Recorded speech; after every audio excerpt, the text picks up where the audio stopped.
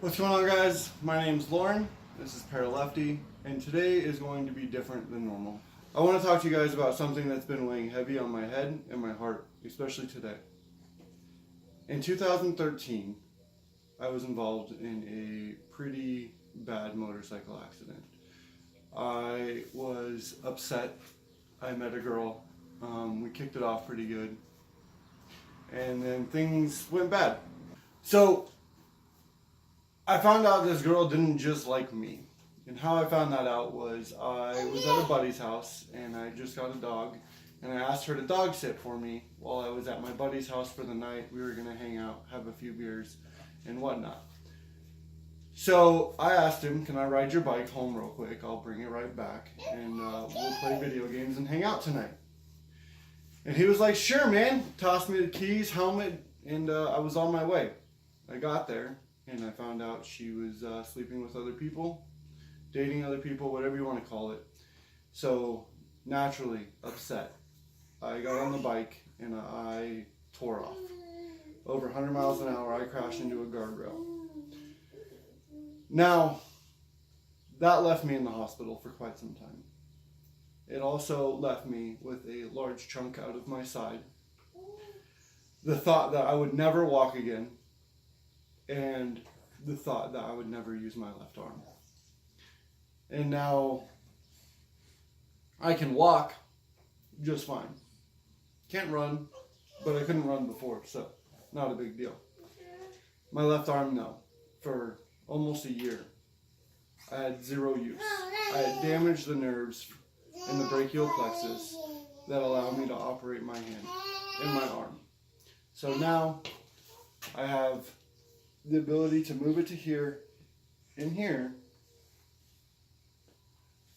and then I can move my hand. My hand, I can't lift my wrist more than that. And then my hand has very limited mobility. And this is important because I had to make a decision in my life. It was to live with and conquer a disability or to give up because I have a disability. Now this is what weighs heavy. I strive to continue my life. It was never going to be the same. I had a vacuum attached to my hip for 5 or 6 months. It took forever for the wound to close. And I had to live with that. I made a bad decision. I got on the motorcycle. I could have called my buddy and said, look, man, I just found out this girl has been sleeping with other people too, and I'm really upset, and I don't feel like I'm in the right mind to ride your bike. But no, I didn't make that decision. But since then, I've got a job. I've held multiple jobs since then. I went back to work at a motorcycle shop, and then I went to a homeless shelter, and I worked there for a little while before I landed my job with the federal government. And now, I've been there for about 4 years, and I'm doing pretty good for myself. But I haven't let my disability stop me. I've even had people tell me they didn't even notice. And while that's nice and all, but how do you not notice? So, just because something has happened to you and you're never going to be the same, doesn't mean you can't be the same.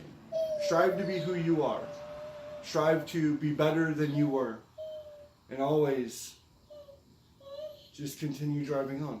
Because without your self-motivation, without your wanting to be normal in society, without wanting to continue your life as who you were, then you're going to be that person that just sits on the couch, collects disability, feels bad for themselves, gets depressed. And I hate to see that happen to people. There's so many good people in this world. It's too short of a life to be depressed. And trust me, I know. I nearly lost it in 2013. 5 years later. And now we have London, who's hanging out with me in the garage. Helping keep things clean? Yeah. Throwing Fruit Loops on the ground. Ayla's 8, gonna be 9 this year. Big sister's gonna be 9. And had I given up on myself, I wouldn't be here. Never let someone tell you what you can and can't do. Only you can decide that. You got this.